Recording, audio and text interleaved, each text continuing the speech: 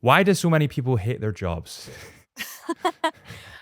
Loaded question to start us off. So, a lot of our job satisfaction comes down to the relationships that we build at work and the general company culture. So, very little of our job satisfaction generally comes from the actual tasks that we complete. There are people who sit in spreadsheets all day who love their job, and that's great for them as long as they have supportive leadership, a good company culture, and they're making enough money to live the life that they want to live outside of work, right? And so, a lot of the time, when we think of job satisfaction, we think of passion projects, right? You run a podcast, I run a business, and we think these are passions of ours and they bring us so much satisfaction. But if we were constantly dealing with horrible people and difficult clients and bad guests, we wouldn't like what we do either.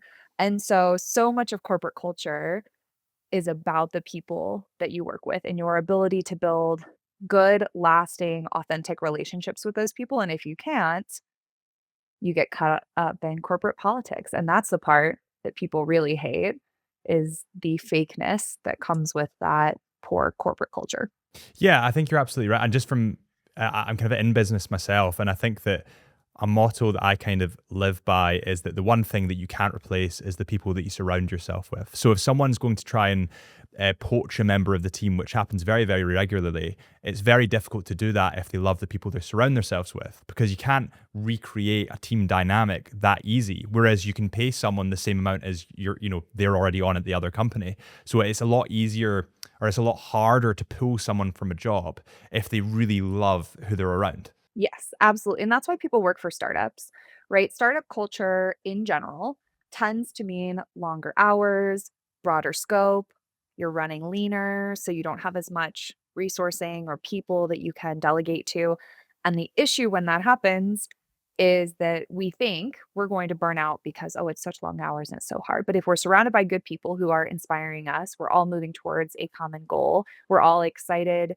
to collaborate effectively and we're all focused on the work in the same direction, people stay at startups for really long times and they don't burn out. Whereas somebody who sits in a corporate job where maybe they're only doing 30 hours of active work a week, but they're dealing with really difficult stakeholders and a lot of bureaucracy and a difficult boss and coworkers who don't want to do their job, they can burn out even in a less demanding, theoretically, role to a startup counterpart if the relationships and the people are the problem, because that's what really drags us down. Nobody likes to spend time with people they don't like in personal life or in work. It's just in work we have a little less agency over it generally.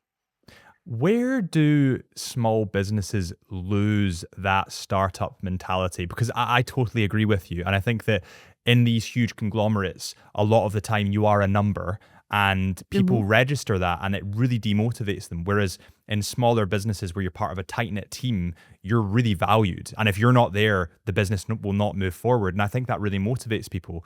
So, where do small businesses, in your mind, kind of lose that connectivity between all the team members? Yeah, so there's a topic that I discuss at the end of my book called ghost culture, and I think this is where big conglomerates start to face this problem, is when the culture at the top of the house is different from the culture that the end employee ends up experiencing. And this can Mm. happen due to acquisitions. This can happen just surely due to scale and the quantity of employees that we're trying to influence. But most often, it happens at the top of the company because every company, theoretically, has a wonderful company culture. That's what they put on the placards. That's what they put in your welcome pamphlet when you join the company. That's why they show you a video about the founder that gets you so excited, whether you work for a large company or small. I used to work for AT&T, and T, and when they onboard new employees, they show you a video about the invention of the telephone and take credit for it. And this is a telecommunications company in the US. And they do this to get you excited, to get you motivated. But if the company's culture at the top is a ghost culture, meaning it's not trickling down into every level of leadership, then what the end employee ends up feeling is vastly different from what the company thinks they're creating. So, I'm gonna use Google as a great example of this. In the early 2000s, you guys probably remember as well, Google got famous for having cereal bars. Like, "Ah, I could go get Mm. cereal in the middle of my office, and I can ride a scooter from my building to my other building." They have nap pods, and they built this ghost culture at the top of freedom and flexibility and chill, but the end employee was working 80-hour weeks because they're trying to build something from the ground up and they don't have time to use a nap pod. Or if they do, it's because they've been there all night and they're exhausted, or they don't have time to get cereal because they need to work through lunch. So it it's this is where companies go awry is they think they have a certain culture. The very top of the house believes that that's the culture they're creating, but they're not hiring the right leaders under them and they're not coaching their leaders effectively so that the end employee is getting the same culture that the company thinks they're creating. And that's where we end up with a big disconnect. How are you going to avoid that in your business? It's a great question. I think when you start as a small business, we all have these wonderful aspirations of what we're doing. My business is very purpose driven for me, in that my goal is to help as many people navigate the difficulty of working for somebody else as effectively as possible. And I think Hmm. it's really important when you're building a culture in your own company that you're all aligned around the same mission, right? The bigger a company gets, generally, the less oriented to their mission that they are. And when you get further and further from the mission, you get further and further from that startup mentality, further and further from that inspiration and purpose and direction. And so for my business, one of the big pieces is how do we continue to help? How do we keep that at the center of what we're doing? How do we keep the end client as the focus as opposed to making money becoming the focus? The money should follow the purpose. And so I think purpose driven is a big piece. And I think the second piece for me is intentionally hiring the right people. Something that I pride myself on in my corporate life is that I am always focused on building the next generation of great leaders. I am always focused on hiring people who can expose their best skills to my team and add something new and add new value. And so truly being present for the people who work for me and coaching them into their area of genius, their area of excellence, and then supporting that growth at the right scale so that people don't end up stretched too thin or having too much bandwidth, is really important to maintain that culture at the more junior levels as well. So how would you instill the culture that you're creating within the members of your team? Because I'm totally in agreement with you. But I think sometimes it gets hard with people that have different drives. And also it gets hard when people have different motivations, right? Some people are definitely money motivated. You know, they're going towards bonus, they're going Mhm. towards targets.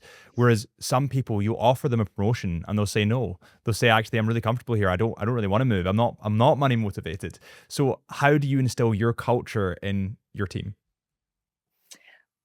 You hit the nail on the head with the way that you asked that question, which is every person is going to bring something different and be motivated differently. And you have to take the time to understand that for each individual to create a consistent culture. Right. So I do still have a corporate job. I've talked about this on my podcast as well.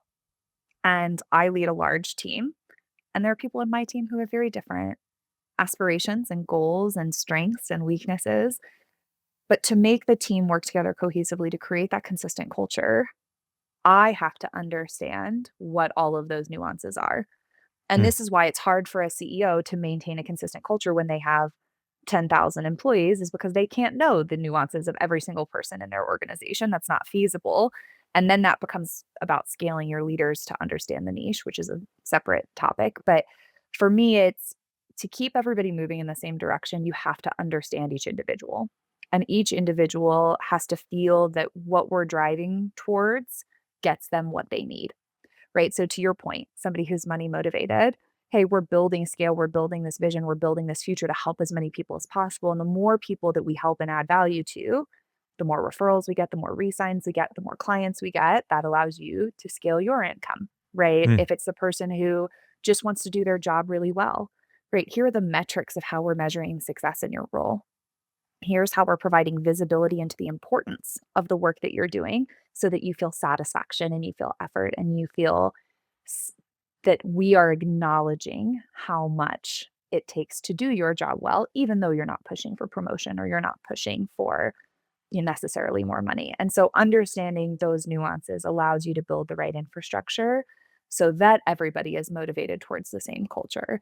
Where managers get it wrong is they think, but I care about X, so my whole team should care about X. It's a lovely thought. doesn't necessarily work that way. And so unless we take the time to translate our culture, our company needs into the needs and the wants of the individual, we're always going to have a disconnect. And that's why the bigger the company gets, if we don't address those disconnects early, we start to shift and we get further and further and further apart until that ghost culture exists at the top where the CEO, Kendall Berg, goes, we have a passion and a purpose for helping people navigate difficult situations. And the end employee is, I'm burnt out. I'm not making enough money. I hate my life. I don't care about helping a single person if I can just get the heck out of Dodge, right? So we have to close those gaps early. We have to keep them closed. Otherwise, we start to shift like Titanic plates further and further apart from one another. Yeah, that kind of makes sense. And what do you think when it comes to these corporate jobs that do have ghost culture?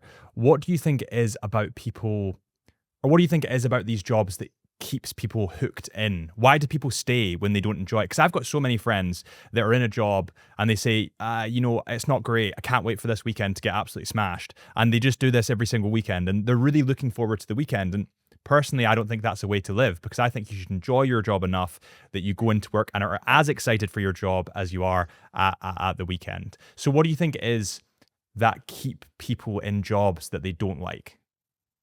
So there's two things in my opinion that really keep people in a bad fit role that you're describing. First is golden handcuffs. I've been offered a piece of a potential IPO, or I've been Mm, offered such a high salary that I know if I leave, I'm not going to make that much money, or I have a bonus and it pays out in just 4 months. So if I can just survive 4 more months, I can get this bonus. And that's the smart financial thing to do, right? A lot of the time, clients who come to me who are looking to make a pivot or a job change, they're stuck in that position. Oh, my RSUs come in August, or my company's going to IPO next year. I just need the last 12 months. And what they don't realize is a lot of the time we have a lot of the negotiation leverage with other companies. So I have left companies 2 weeks before my bonus and negotiated a signing bonus and said, hey, I hmm, think your company is going to be a better fit for me, but I'm leaving a lot of money on the table. If you want me to leave right now, you got to meet me halfway. Otherwise, I'd love to talk to you next month, right? And we have a lot more negotiation power than I think we realize. And so the big piece is golden handcuffs keeps us stuck. The second piece is what I've loved to come to call self-efficacy. So self-confidence is the belief that you are great, right? I'd love for all of us to have wonderful self-confidence and think that we are awesome. But self-efficacy is the belief that things are going to work out in a positive way for your betterment for you. And a lot of people struggle with the concept of self efficacy. We tend to be very negative when we think about pursuing future outcomes. So, for personal, we may say, hey, I'm great at my job. I know I'm good at my job, right? I would guess many of your friends that you're referencing who don't like their jobs, they still think they're pretty good at them, but they don't have the self efficacy and the belief that if they leave, they're going to find something better. Or if they leave, their company is going to be successful. Or if they leave, they're going to be able to progress their career the way they want. And so when we lack self efficacy, we stay in bad fit jobs longer because we think, oh, I'll just supplement it with nights and weekends, right? mm, I'll have a nice glass of wine at 5:01 PM and that'll be great. And then on the weekend I'll vacation and it'll be enough to survive. And one thing that I think is really interesting just to wrap up this question is I saw a video recently where this woman was talking about the cost of staying in a bad fit job. And she said, yes, you may be making more money, but the cost is now you're paying to eat out every night because you're burnt out and you don't want to cook because you're mentally fried. And you're paying to buy yourself a nice little something on Thursday because Thursday was a rough day at work and now you're miserable. And you're mm. paying to take a trip every month because if you don't get out of the office and take your PTO, you may actually crack and yell at someone. And there's a financial cost that comes with staying in a bad fit job that we don't always calculate. So even with a situation of golden handcuffs, sometimes that could actually be costing us more than it's getting us, but we're too in the weeds to step back and see that. And so people stay in those bad fit jobs usually for one of those two reasons. If you guys enjoyed that clip, please do me a huge favor before you go and head over to our Into the Mind podcast official page where we have the raw, uncut Into the Mind podcast, and hit that subscribe button. And the more subscribers we get, the more incredible guests we can get on the show. I really appreciate you guys for watching. Thank you so much. And I'll see you all real soon.